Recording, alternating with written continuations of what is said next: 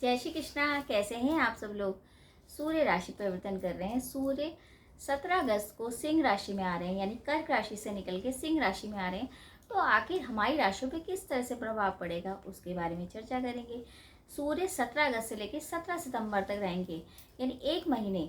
सूर्य हमेशा एक महीने के लिए राशि परिवर्तन करते हैं। तो अभी वो सिंह राशि में है, बाद में वो कन्या राशि में आएंगे। तो ऐसे अभी वो सिंह राशि में क्या हमारी राशियों पे इफेक्ट होगा उसके बारे में चर्चा करेंगे। देखिए, सूर्य है क्या। सूर्य आत्मा है। सूर्य हमारा तेज है। सूर्य हमारा आत्मविश्वास है। सूर्य जितना भी गवर्नमेंट सेक्टर से रिलेटेड जो भी चीज़ें होती हैं, जो भी सरकारी दफ्तरों से रिलेटेड या सरकार की तरफ से जो भी होते हैं काम, सब सूर्य के इर्द गिर्द आते हैं। तो हमारी राशि पे इफेक्ट तो ज़रूर होगा, क्योंकि सूर्य अपनी ही राशि यानी सिंह राशि में आ रहे हैं। तो ज़रूर कुछ अच्छा ही होगा। और देखते हैं कि राशियों में किस तरह से प्रभाव पड़ेगा। राशिफल स्टार्ट करने से पहले मैं हमेशा बताती हूँ कि ये राशिफल आप चंद्र राशि के अकॉर्डिंग देखिए, क्योंकि ग्रहों का जो गोचर होता है वो चंद्र राशि के अकॉर्डिंग होता है। तो चलिए स्टार्ट करते हैं मेष से लेके मीन तक की राशियों के बारे में कि आखिर सूर्य का राशि परिवर्तन हमारे लिए क्या लेके आया है। तो प्रथम राशि मेष राशि से लेते हैं। देखिए, मेष राशि में सूर्य कहाँ के स्वामी है। सूर्य पंचम घर के स्वामी है, यानी पांचवें घर के स्वामी। पांचवा घर जो होता है वो संतान, आपकी एजुकेशन, आपके अफेयर्स या आपकी जो पुराने जन्म के कर्म हैं उनसे रिलेटेड होता है। अब पंचम स्थान में आने का मतलब है यानी संतान से आपको सुख मिलेगा, क्योंकि संतान का सुख इसलिए बोला जा रहा है कि पंचम राशि में सूर्य अपनी ही राशि में, यानी सूर्य अपनी राशि में, तो कहीं ना कहीं हायर एजुकेशन के लिए अगर आपकी संतान कर रही है ट्राई, तो वो कहीं ना कहीं वो काम होगा। आपके धन में भी वृद्धि होगी। जॉब से रिलेटेड कोई दिक्कत नहीं होगी आपको। अगर आपका व्यापार आपका थोड़ा मंदा चल रहा है तो वो भी आपके अंदर एक अलग तरह का कॉन्फिडेंस आएगा, तो वो काम अच्छा चलेगा। हाँ, ये हो सकता है थोड़ा आपको स्वास्थ्य के हिसाब से थोड़ी सी दिक्कत हो सकती है। हो सकता है हार्ट की इशू हो जाए या आपको नेत्र रोग हो जाए। अदरवाइज टाइम तो अच्छा है। आपका सूर्य जब पंचम में है तो कहीं ना कहीं अगर विदेश से रिलेटेड अगर आपके बच्चों का चल रहा है कि नहीं जा पा रहे हैं, तो वो काम भी आपके बनते नजर आ रहे हैं। तो ओवरऑल देखा जाए आपका टाइम अच्छा है। अब आती है वृषभ राशि। देखिए, वृषभ राशि में सूर्य कहाँ के स्वामी है। सूर्य चतुर्थ भाव के स्वामी है। अब चतुर्थ भाव जो होता है वो होता है हमारा माता का, सुख का, वैभव का। तो वाहन का जैसे होता है, तो वाहन ले सकते हैं आप, लेकिन माता से थोड़ा कष्ट मिल सकता है। माताओं को हड्डियों से रिलेटेड या हार्ट की डिजीज हो सकती है, उसका ध्यान रखिए। अदरवाइज आपके मान सम्मान में वृद्धि होगी, सुख में वृद्धि होगी। आपका अगर चौथे घर में सूर्य है तो डायरेक्ट सातवीं दृष्टि से वो कर्म भाव को देखेंगे। तो आपके ऊपर किसी भी तरीके का अगर केस चल रहा है या गवर्नमेंट से रिलेटेड जो काम आपके रुके हैं वो सारे काम होंगे और आपके काम भी बनेंगे। जॉब में अच्छा मुनाफा हो सकता है। चेंजेस हैं जॉब में, लेकिन वो आपको एक तरह से आपको मुनाफा ही होगा। मतलब जॉब चेंज हो सकती है या फिर आप काम नया शुरू कर सकते हैं, क्योंकि कर्म भाव को देखना है। तो आप जिस तरह से कर्म करेंगे उस हिसाब से आपको काम में वृद्धि मिलेगी, मान सम्मान में वृद्धि होगी। तो देखा जाए टाइम अच्छा है। अब आती है मिथुन राशि। मिथुन राशि में सूर्य कहाँ के स्वामी है। सूर्य तीसरे स्थान यानी पराक्रम के स्वामी है। तो पराक्रम में आपकी वृद्धि होगी, यानी पराक्रम है, छोटे भाई बहन है, ये जो होता है वो तीसरा भाव होता है। छोटी यात्राएं, तो आप यात्रा कर सकते हैं। डील के लिए आपकी कोई डीलिंग आपकी फिक्स होने वाली है तो उसमें आपको सफलता मिलेगी, उसी के लिए आप हो सकता है यात्रा करें। तो देखा जाए सूर्य काफ़ी हद तक आपके अंदर कॉन्फिडेंस और एक नई ऊर्जा प्रदान करेगा, जिससे आपको मतलब आपकी अगर डीलिंग अटकी है या कोई काम रुके हुए हैं ऐसे, तो वो काम आपके होते हुए नजर आएंगे। पैसों में भी मुनाफा होगा। किसी भी तरीके की, जैसे अगर आपकी प्रॉब्लम चल रही थी या कोई केस चल रहे थे या कोई गवर्नमेंट से रिलेटेड काम चल रहे थे, वो काम आप अपने पराक्रम से, अपनी सोच समझ से, यानी अपनी बुद्धि से अगर करेंगे तो आपके काम होंगे और टाइम आपका अच्छा जाएगा। बस थोड़ा सा यही है कि आंखों में थोड़ी सी प्रॉब्लम हो सकती है, उसका थोड़ा ध्यान रखिए, वरना टाइम आपका अच्छा है। अब आती कर्क राशि। देखिए, कर्क राशि में सूर्य कहाँ के स्वामी है। सूर्य दूसरे स्थान के स्वामी है और दूसरा स्थान होता है वाणी का, धन का। तो हो सकता है आपके ऊपर इतना प्रेशर हो कि आपकी वाणी खराब हो जाए और धन से रिलेटेड थोड़ी दिक्कत हो सकती है। आपको माइग्रेन या किसी भी तरह का फीवर है या आपको आई साइट की प्रॉब्लम हो सकती है, उस बात का ध्यान रखना है। वाणी से किसी को नुकसान नहीं पहुंचाना है, किसी को हर्ट नहीं करना है, तो अपनी वाणी पे नियंत्रण करेंगे। धन में थोड़ा रुकावट आएगी, हो सकता है अप डाउन की सिचुएशन रहे, लेकिन आपको मेहनत तो करनी है, लेकिन वाणी से भी किसी को नुकसान नहीं पहुंचाना है। तो अपने ऊपर थोड़ा कंट्रोल करिए, संयम से आप बात करें, सोच समझ के बात करेंगे तो अच्छा रहेगा। अब आती है सिंह राशि। देखिए सिंह राशि में तो सूर्य आ ही रहे हैं। सिंह राशि यानी लग्न में प्रथम भाव में सूर्य, तो गजब की आपके अंदर ऊर्जा, गजब का कॉन्फिडेंस और बहुत ही अच्छा टाइम है। लेकिन आपके अंदर भी एक तरह से असंतुष्टि की भावना आ जाएगी। असंतुष्टि यानी कि आप करोगे सब कुछ, सारी चीज़ें मैनेज होंगी, लेकिन आपको एक तरह से सेटिस्फेक्शन नहीं मिलेगा कि मैं ये भी कर लूँ, मैं वो भी कर लूँ। उस तरह की जो सिचुएशन है वो आपके साथ हो सकती है। ओवर कॉन्फिडेंस आपके अंदर आ जाएगा। तो एक ये होता है ना, कॉन्फिडेंस तो सही है, ओवर कॉन्फिडेंस मतलब आप बिना सोचे समझे किसी को कुछ भी बोलना, या मतलब ज़्यादा ही ईगोइस्ट आप हो जाओगे, उसका थोड़ा ध्यान रखेंगे। अदरवाइज सिंह राशि में तो सूर्य आ ही रहे हैं और सिंह राशि के स्वामी भी सूर्य हैं, तो काफ़ी अच्छा टाइम जाएगा। बस आपको बैलेंस करके चलना पड़ेगा तो ज़्यादा अच्छा है। अब आती है कन्या राशि। देखिए कन्या राशि में सूर्य कहाँ के स्वामी है? सूर्य 12वें घर के स्वामी यानी व्यय भाव। आपके ऊपर कर्जा जो था वो और बढ़ सकता है, उसका ध्यान रखेंगे। खर्चा अधिक होगा, मतलब जिस हिसाब से इनकम है उस हिसाब से खर्चा ज़्यादा हो सकता है, थोड़ा वो टेंशन है। और थोड़ा आपकी बॉस से भी अनबन हो सकती है, बॉस से बना के रखना पड़ेगा। क्योंकि अगर आप, क्योंकि सूर्य का कहीं ना कहीं कनेक्शन बॉस का भी होता है, आपकी गवर्नमेंट सेक्टर से भी होता है, तो उसमें थोड़ी सी प्रॉब्लम आ सकती है।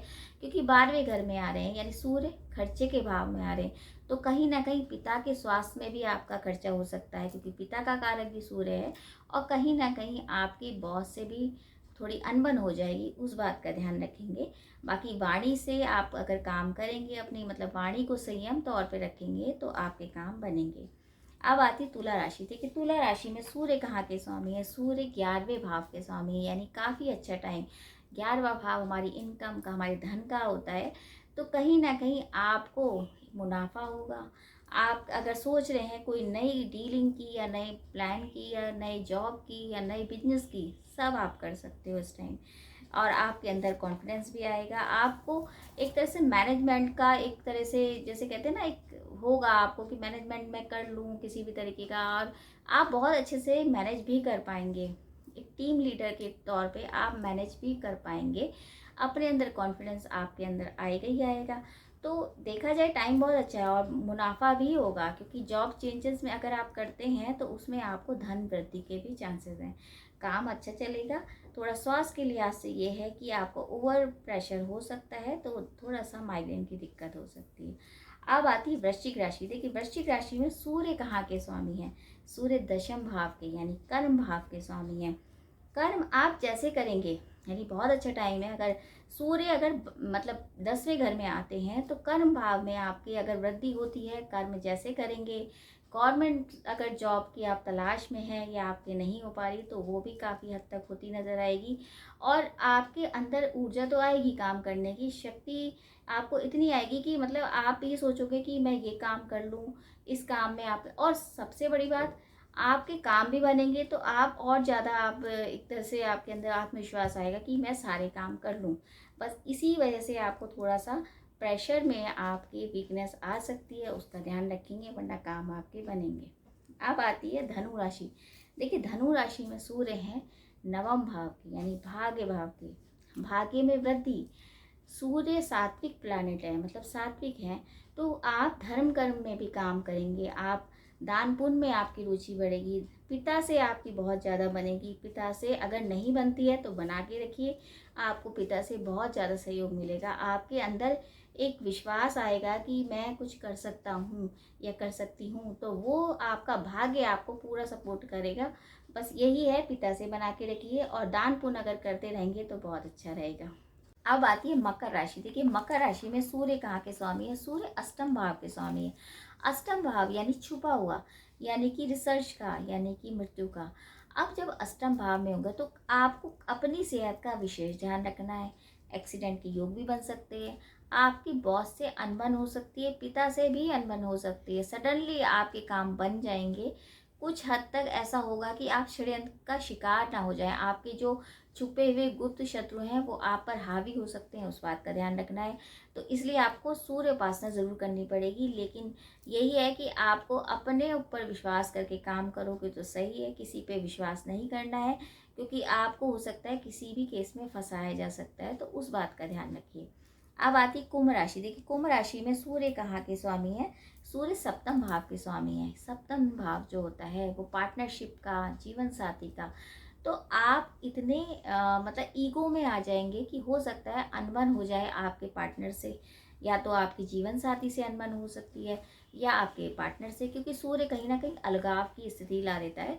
तो लड़ाई झगड़े ना हो, इसलिए आप अपने अंदर इतना संयम लाइए। मेडिटेशन के साथ साथ आप गायत्री मंत्र का भी जाप करिए। देखिए, उपाय तो मैं लास्ट में बताती ही हूँ, लेकिन अगर आपको थोड़ा सा टाइम, अगर ये 1 महीना आप निकालेंगे तो ज़्यादा सही है। लड़ाई झगड़े में नहीं पड़ना है, किसी भी तरीके के आर्गूमेंट किसी से नहीं करने हैं। अदरवाइज काम के क्षेत्र में, व्यापार के क्षेत्र में आपका काम अच्छा चलेगा, क्योंकि 7वीं दृष्टि से जब सूर्य लग्न को देखेंगे तो विश्वास तो आएगा ही, आत्मविश्वास के साथ साथ आपके काम भी अच्छे चलेंगे। अब आती है अंतिम राशि, मीन राशि। देखिए, मीन राशि में सूर्य कहाँ के स्वामी है? सूर्य छठे भाव के। अब छठा भाव जो होता है रोग, ऋण, शत्रु, तो इनसे बच के रहना है।